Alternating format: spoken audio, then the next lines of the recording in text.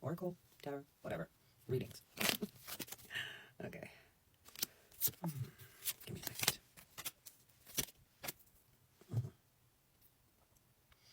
So, look, so you have a wish, right? Or you had the wish. What is this about all these wishes that we've been talking about in our readings? So there's a wish that you have or had for a, is it a while or not?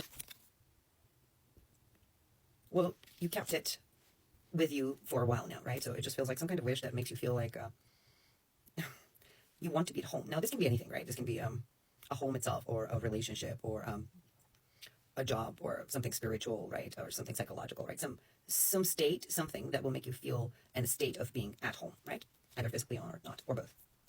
Now, that wish of yours, right? I know you believe somewhere in the back of your mind that it has not been heard, but it has been heard. Very loudly, though, right? It feels like, how would I describe it? You know the echo, right? If you haven't done it, I'm sure you can like YouTube it or Google it. And I mean, obviously it would be a video of someone calling into the well, right? Empty well, and the voice echoing. So that felt like I'm talking about the concept of wishing well. So it looks like your wish has echoed like quite widely and loudly and farther than you think. Now, what's happening right now is in a transformation, right? A metamorphosis, transformation state, right? From child to movement. So how, like, I'm sure some of you understood it, but like, I just like to clarify things. So for people who might not, we all perceive sentences and words in a different way. My words sometimes can be cryptic and a little too poetic. So let's put it in a simple way. What do we mean by metamorphosis or transformation from a child to, movement, sailing?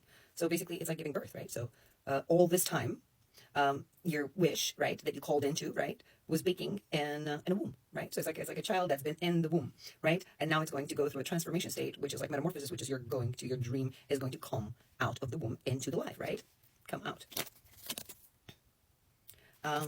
The stuck position, give me a second. Okay, look. Presently, you feel stuck, and what's asked of you to stop fighting. Like, there's nothing you can do. It's like what we were talking about before this right now, right? A child is going to be born, right? It takes about what?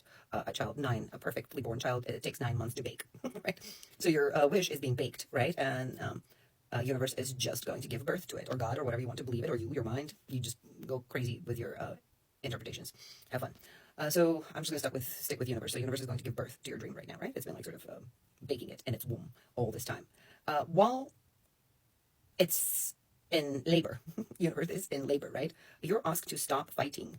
You feel stuck right now. You're going to be unstuck when your dream, your child comes into the world.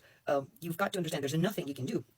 If you speed up, right, a childbirth, it's going to be a 7-month baby, not going to sit in an incubator, or is going to have some problems, or if you push it too fast and try to bring the baby out too fast, it might not survive, or it might have health issues. So you want your wish to be complete, right? Perfection, the way you wished it and willed it to be. Now for that, you need to play this waiting game, right? And while you're in this waiting game, you need to stop fighting. Stop fighting this stuck situation that you're in. I feel like you're just stuck in some kind of mud, some kind of rut. You're feeling stuck, and you can't.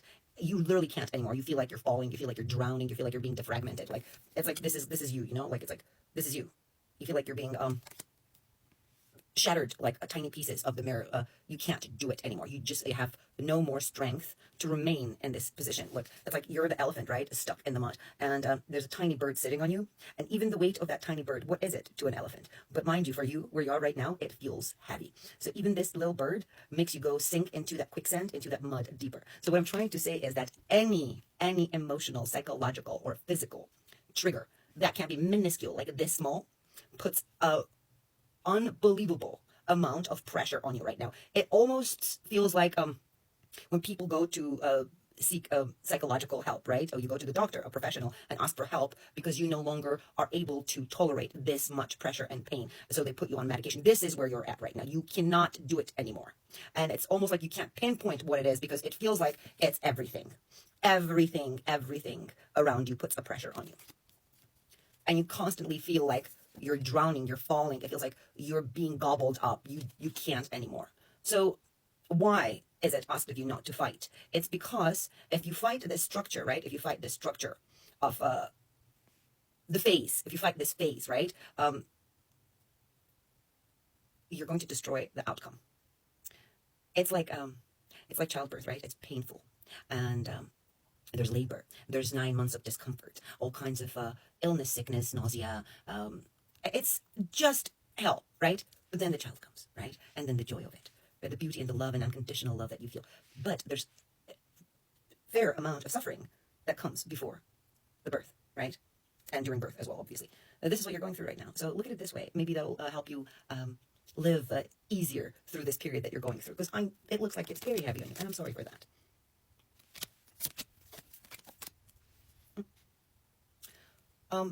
Look. Look at this. Look at this. I want to tell you something. You've been, for a very long time, living in the middle world, right? The middle. So there's like a higher world, a lower world, and a middle world. Like we're all angels, we're all sinners, we're all gods, and we can fly, and we have wings, and la-di-da-di-da, we can do everything. No, that is absolutely 100% possible. But then there's like a story of Icarus that flew up too fast and too high to the sun and got burned.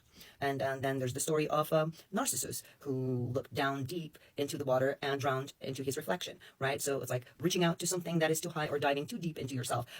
What you did was you walked the middle lane between that. So, right? You didn't go deep down, you didn't go too high, you were walking the middle. All this time, you were walking the middle. And it's quite a while that you've been doing this. You've gotten good at it, but you have to understand the only way you were able to maintain this balance of walking in the middle, right? Like middle world, was because you were feeding off of the source, right? The higher frequency, your higher self. Your food was actually coming from like where Icarus went up. So, but you didn't go up there. You didn't fly up and say, we're all divine and perfect and la-di-da-di-da, and I'm detached from people. No, like I'm working here, but I'm going to feed off of that. So that was your food the whole time, right? What that gave you was, right, remaining on earth while feeding off the spirit, right, of the high, of the source itself. You were feeding off the source, yet remaining in flesh and walking the earth, right? What that did to you was made it easier, sweeter, and fun to develop that backbone, right? So it almost like gave you the spine. So I bet who I'm talking to right now and who relates to this reading, you feel powerful and strong and confident, and not just throwing those words around, you feel it. So that strength that you have came easy and sweet. Those experiences that got you to become who you are right now was with help of feeding off of your higher self, the source, right? Mind, right? So you're like the tree, roots in the soil, branches up above, right? So it was like you were feeding with the mind.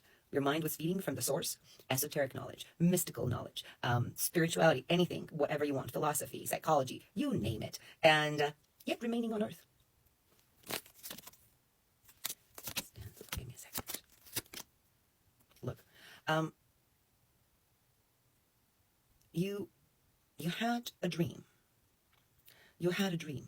And that dream felt magical, right? That dream that you had was magical, and you felt like maybe you dreamt about it, or maybe you would doze into your sleep and you could feel different realities and alternate realities, dimensions or timelines that you've been incarnated in, or that you could connect to a certain individual. Now, that dream was like your driving force. It was what kept you moving, right? It was like waters of your life, right? It was moving the waters inside of your body, right? It was the main driving force, right? Fuel, your fuel.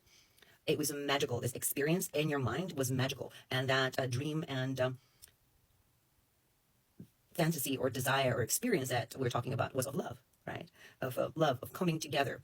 It was like your unicorn dream, right? It was your driving force, right?